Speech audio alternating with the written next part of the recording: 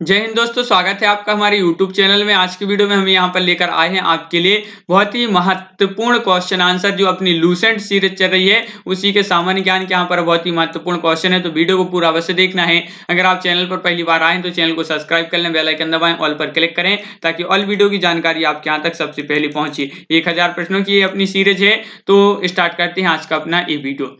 भारत में मनोविज्ञान की प्रयोगशाला की सर्वप्रथम स्थापना किस वर्ष हुई थी? तो इस प्रयोगशाला की जो सर्वप्रथम स्थापना हुई थी वह 1915 में हुई थी। कब हुई थी? 1915, याद रखिए। अगला क्वेश्चन है, मनुष्य एक सामाजिक प्राणी है, यह कथन किसका है? ये कथन है जो वह किसका है? कई बार ये क्वेश्चन एग्जाम में पूछा जा चुका है, बहुत ही महत्वपूर्ण क्वेश्चन है। अरस्तु जो थे उनका यह कथन था, क्या था? कि मनुष्य एक सामाजिक प्राणी है।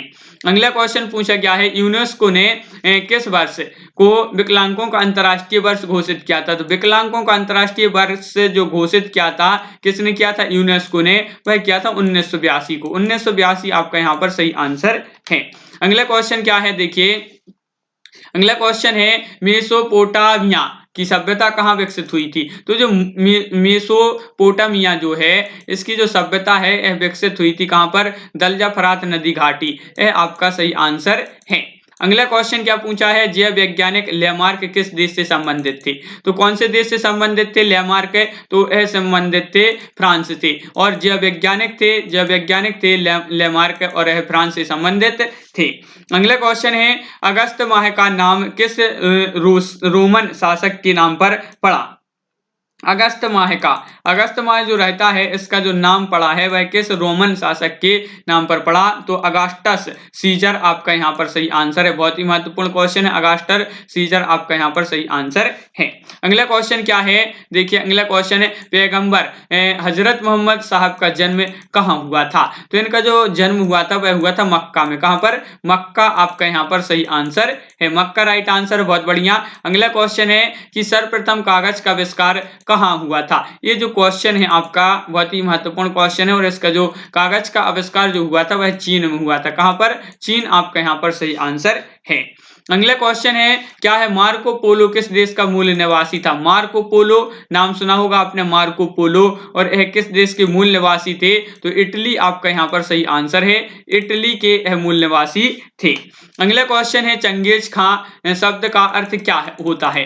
तो जो चंगेज खां ये जो शब्द है इसका अर्थ क्या है? तो चक्रवर्ती राजा आपका सही आंसर होगा। चंगेज खां का अर्थ होता है चक्रवर्ती राजा। अगला क्वेश्चन है, भारतीय उपमहाद्वीप की पहली सभ्यता का विकास कहाँ हुआ था? तो पहली सभ्यता का जो विकास हुआ था वह सिंधु घाटी में हुआ था। कहाँ पर? सिंधु घाटी आपका यहाँ पर सही आंसर है। अगला क्वेश्चन देख लेते हैं, चीनी यात्री फायान किसके शासनकाल में भारत आया था? तो ये क्वेश्चन तो आपका बहुत ही महत्वपूर्ण क्वेश्चन होता है, और कई बार ये जो क्वेश्चन है आपका पूछा गया क्वेश्चन है एग्जामों में। और चीनी यात्री जो फायान था, यह शासन किसके शासनकाल में? चंद्रगुप्त द्वितीय के शासनकाल में यह आया था। अगला क्वेश्चन है, महाभारत काल में गंगा पुत्र किसे कहा गया था? गंगा पुत्र कहा गया था महाभारत काल में, तो भीष्म को कहा गया था। किसको? भीष्म आपका यहाँ पर सही आंसर है। गायत्री मंत्र किस वेद से लिया गया? सभी के लिए पता है, और बहुत ही महत्वपूर्ण क्वेश्चन है। गायत्री मंत्र जो लिया गया है वह ऋग्वेद से लिया गया है। कहां से? Rigveda right answer. अगला क्वेश्चन क्या है? अगला क्वेश्चन, तो यहाँ पर अगला क्वेश्चन की बात है कि गौतम बुद्ध के बचपन का नाम क्या था? तो गौतम बुद्ध के बचपन का नाम बताना है, ये भी क्वेश्चन आपका बहुत ही महत्वपूर्ण क्वेश्चन है। तो सिद्धार्थ आपका सही आंसर है। प्रथम जैन तीर्थंकर कौन थे? तो प्रथम जैन तीर्थंकर आपके लिए बताना है तो ऋषभ देव आपका सही आंसर है। ऋषभ देव, और इनको जो है आदिनाथ भगवान भी बोलते हैं। जैन तीर्थंकर हैं, प्रथम जैन तीर्थंकर हैं, याद रखना है आपके लिए। और अगला क्वेश्चन, किस मुगल शासक ने तंबाकू के प्रयोग पर प्रतिबंध लगा दिया था? तंबाकू के प्रयोग पर प्रतिबंध लगाया था जहांगीर ने। कहां तक किसने लगाया था? जहांगीर आपका सही आंसर है। अगला क्वेश्चन है, अकबरनामा मूलतः किस भाषा में लिखा गया ग्रंथ था? अकबरनामा यह लिखा गया फारसी। फारसी आपका विकल्प जो फारसी है वह आपका यहाँ पर सही आंसर है।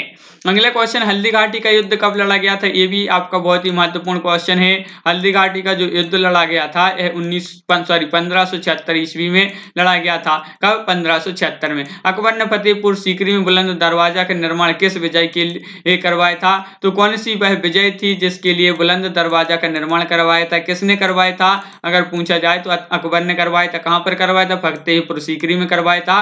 और जो है किस विजय के लिए करवाया था? तो गुजरात। अगला क्वेश्चन है कि फिरगी मूलतः किस भाषा का शब्द है? जो फिरगी है, फिरगी जो फारसी भाषा रहती है उसका, फारसी भाषा का मूल शब्द है फिरगी।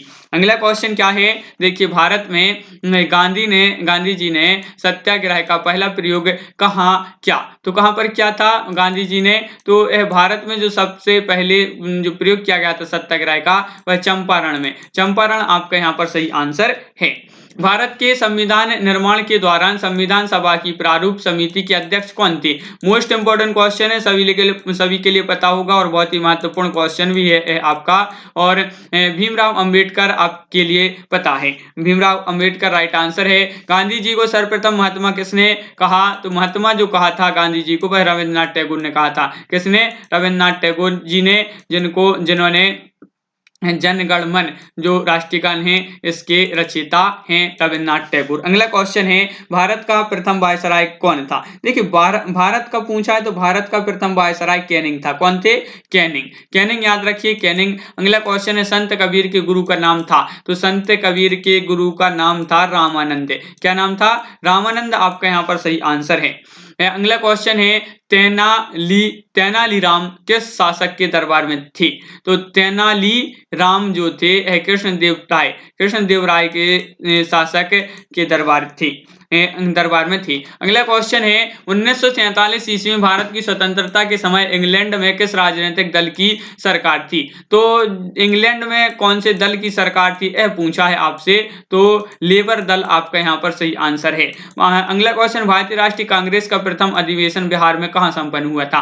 तो बिहार के गया में। कहां पर? गया आपका यहाँ पर सही आंसर है। गया राइट आंसर है। लोकमान्य तिलक की उपाधि किस भारतीय को नवाजा गया था? लोकमान्य की उपाधि से किसको नवाजा गया था? तो एक क्वेश्चन भी आपको याद रखना है, बाल गंगाधर तिलक। बहुत ही महत्वपूर्ण क्वेश्चन है आपके। अगला क्वेश्चन है, भारतीय संविधान के निर्माण में कितना समय लगा? सभी के लिए पता है, बहुत ही सरल क्वेश्चन है और बहुत ही महत्वपूर्ण क्वेश्चन भी है। 2 वर्ष 11 माह 18 दिन आपका यहाँ पर सही आंसर है। अगला क्वेश्चन क्या है, विश्व के सबसे ऊंचे रेल पुल का जम्मू कश्मीर में निर्माण हो रहा है, यह पुल किस नदी पर होगा? तो यह जो पुल होगा यह कौन सी नदी पूछा है?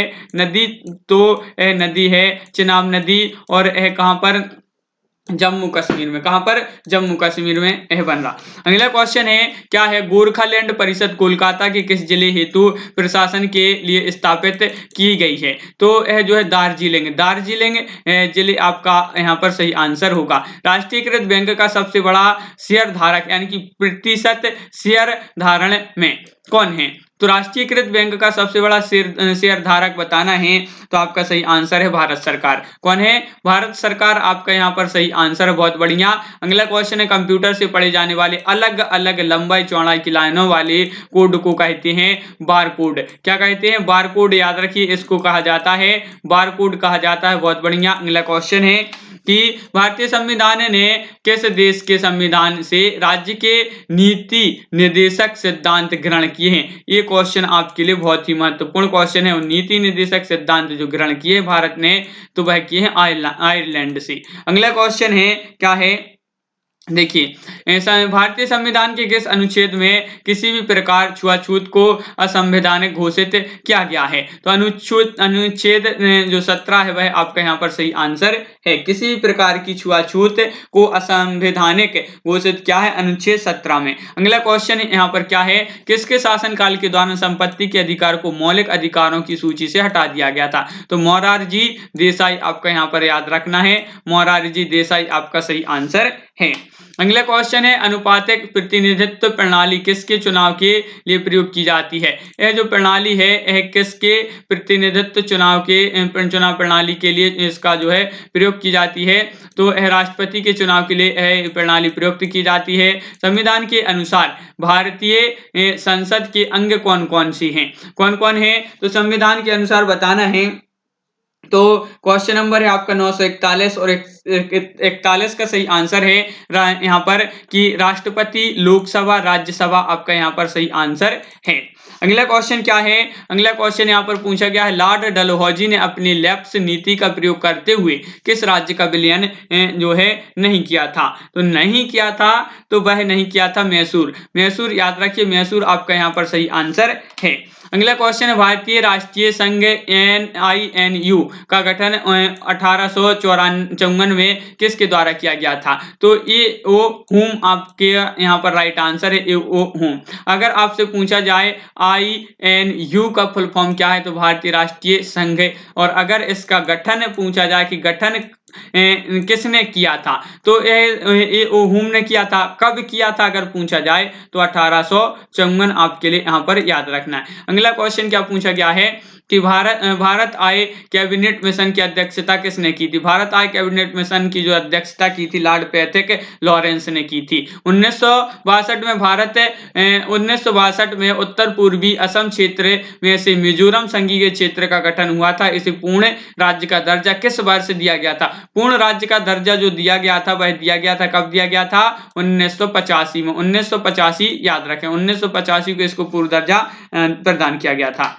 अगला क्वेश्चन है मणिपुर और त्रिपुरा को पूर्ण राज्य का दर्जा किस वर्ष मिला, तो ये भी आपका क्वेश्चन बहुत ही महत्वपूर्ण है। 1972 कब मिला, 1972 में मणिपुर और त्रिपुरा को पूर्ण राज्य का दर्जा प्रदान किया गया। राष्ट्रपति द्वारा आंतरिक अव्यवस्था के आधार पर आपातकाल की घोषणा पहली बार कब की गई थी। देखिए पहली बार जो की गई थी भाई की गई थी 1975 में। कब की गई थी, 1975 आपके लिए विकल्प यहाँ पर 1975 राइट आंसर है।